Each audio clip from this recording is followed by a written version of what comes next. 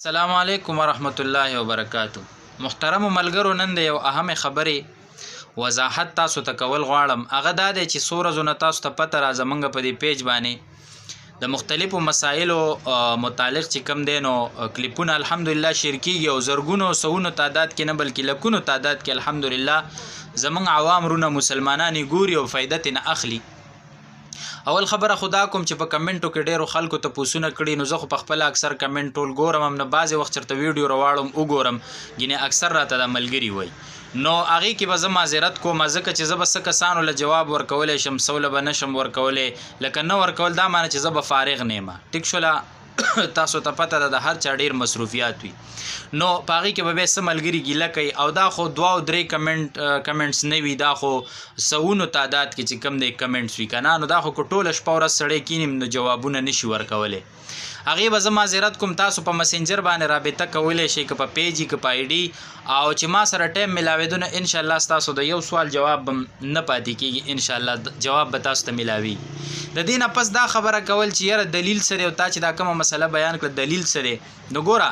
که تاسو کې دا کوم خلک چې د دلیل غواړي، نو که د حنفي مسلک سره تاسو تعلق ساتئ، د حنفي مذهب سره تعلق ساتئ، د امام اعظم رحمت الله علیه، د امام ابو حنیفه رحمه الله په مسلک یې الحمدلله زه په خپله د دغه مسلک سره تعلق ساتم. د دارالعلوم حقانیه نه په 2016 کې زما فراغت شوی دی، او چې کوم حنفي مذهب دی زه په هغې پسې روان یم، او زمونږ اکابر علما په هغې پسې روان. نو که مولیان دا مطالبه کوي او د حنفي مذهب سره تعلق ساتي، او هغه ای مولیان او طالبان او علمای، ټیک شوله، نو د هغې خدمت کې مې دا درخواست دی چې په ځای د دې چې تاسو ما نه دلیل مطالبه وکئ، نو چې کوم معتمد فتاوجات دي تاسو هغې ته لاړ شئ. خیر دی که زما دا مسله غلطه ثابت شوله، نو علم دریاب دی، شاید چې زه خطا یم، شاید چې زه غلط یم، خو نه الحمدلله چې زه یو مسله بیانوم، یو سوال راوړم، یو استفتاء راوړم، او بیا د هغې فتوا بیانوم، نو ما به په هغې باندې خپل معلومات کړی وي، ما به په هغې د کابرو کتابونه کتلي، ما به په هغې فتاوجات کتلي، پوره ذمهدارۍ سره به زه یو خبره هغه مسله چې کوم دی هغه به زه بیانوم. نو که کوم علما او طلبا دا سوالونه کوي چې یاره ته دلیل راوړه، او دغه علما او طلبا د حنفي مسلک سره تعلق ساتي، نو د هغې خدمت کې مې دا خواست دی چې زما نه دلایل په کمنټو کې مه غواړئ، فتاوجاتو ته لاړ شئ، فتاوا حقانیه پسې ګورئ، بنوریټون پسې ګورئ، دارالعلوم کراچۍ ورپسې ګورئ، فتاوا دارالعلوم دیوبند ورپسې ګورئ، آپ کې مسایل اور ان کا حل ورپسې ګورئ، دغه شان چې کوم دی نو اشرف علي تنوي صاحب کتابونه ورپسې ګورئ، د هغې نه پس به تاسو ته هم زما دا مسله انشاءالله العزیز بیانېږي. او که کم کسان مولیان داسې وي چې هغې د دلیل مطالبه کوي او د اهل حدیث مذهب سره تعلق ساتي، مسلک سره، نو د هغې خدمت کې مې دا خواست دی چې تاسو چې کوم دی نو بېځایه مطالبې مه کوئ. زه که دا کوم مسایل بیانوم درته میل د خپل مذهب مطابق یې بیانوم، خپلو عوامو رونو ته یې بیانوم، او تاسو کې اکثر اهل حدیثو کمنټ کړي وي، ډېر نامناسبه کمنټ یې کړي وي، او یا په مسنجر باندې وایس رالیږلی او ډېرې نازیبه او نامناسبه خبرې کړي، دا یو نیم پکې داسې راشي، نو دا اخلاق خو نه دی جي. زمونږ دپاره که اهل حدیث هم یې، که د هر مسلک سره تعلق ساتئ، زمونږ رونه یې، زمونږ دپاره قابل احترام یې، او موږ او تاسو سره ښه اخلاق ښایي، ښه خبره ښایي، چې په ښه طریقه په چا تنقید هم کوو، چې په ښایسته طریقه باندې وکړو. لہذا دغه یو 2 خبرې مې تاسو سره ذکر کړلې چې الحمدلله زه یو مسله دغه کوم نو پوره ذمهوارۍ سره، او که زه په دې باندې دلایل راوړم چې ما په دې باندې پلانۍ فتاوا هم کتلې، پلانۍ مې هم کتلې، پلانۍ او بیا عبارات هم نقل کوم او هغه هم راوړم، نو ګوره دا کلیپ بیا اوږدېږي، او بیا اکثر ملګري په کمنټ کې وایي یاره وایي تا دومره اوږد کلیپ کړی دی، اورېدل خو ډېر ټایم غواړي. لہذا دې وجې نه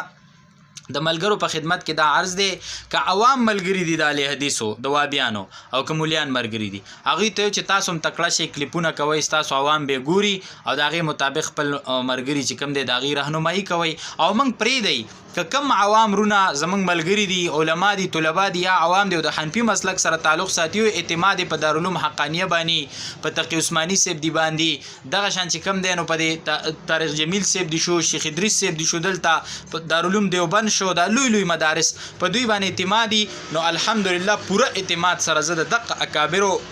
د کتابونو نه د هغوی د فتاوجاتو نه لګیم او تاسو ته مسایل بیانوم ستاسو د اسانتیا دپاره. ټیک شوله. الحمدلله ښه اعتماد سره تاسو کتی شئ دارالعلوم دیوبند او تر کراچي او تر کوړي پورې زما د مسلې تپوس کولی شئ. که زما مسله درته ټیک میلاو نه شوه بیا هم ماته مولي صاحب تا دا مسله غلطه کړې وه نو زه به ترې رجوع وکړم او علم دریاب دی څوک پوره علم د الله نه علاوه د چا سره هم نشته دی. ټیک شوله. زه به د خپلې مسلې نه بیا د رجوع وکړم چې دی کې زه نه یم پوه شوی زه خطا شوی یم دا مسله ما خطا کړې ده. باقي الیدي سرونو ته دا وایم چې تاسو په کمنټو کې نازیبا کمنټس هم مه کوئ په مسنجرو هم رابطې مه کوئ او نور د عوامو د خرابولو کوشش هم مه کوئ. خپل کار سره کار ساتئ. زه به تاسو سره په کمنټ کې باس شروع کړم تاسو به بیا ما سره باس شروع کوئ بیا به کلیپونو ته خبره لاړه شي په خپل منځ کې به په مناظرو په بحث اخته شو او عوامو ته چې کومه فایده رسي هغه به په منځ کې پاتې شي. نو عوامو ورونو ته مې خواسته چې الحمدلله ښه وثوق ذریعې سره چې کوم مسایل بیانوم هغه به ښه اعتمادي وي. الحمدلله هر ځای کې د هر عالم نه تپوس کولی شي او اهل حدیث ورونو ته دا وایم که په تاسو بد لګېده نو تیروئ زما مسله او که بیا هم د باندې بد لګېده او مخې له درتله تاسو سره په دې موبایل کې بلاک آپشن شته ما مکمل بلاک کوئ بیا به زما یو ویډیو هم تاسو نه ګورئ خو دا ستاسو سره نه ښایي دا ستاسو د نسبت سره نه ښایي چې داسې نازیبا او بېځایه کمنټس تاسو وکئ یا په مسنجر باندې وایسونه وکئ. د دې څو خبرو مې مختصر وضاحت تاسو سره کو. چرته هم چې او څومره ملګري دا دغه ګورئ یې مخکې شیر کوئ. د الله نه ستاسو دپاره او د خپل ځان دپاره د بخښنې دعاګانې غواړم. وصلی الله علی النبي.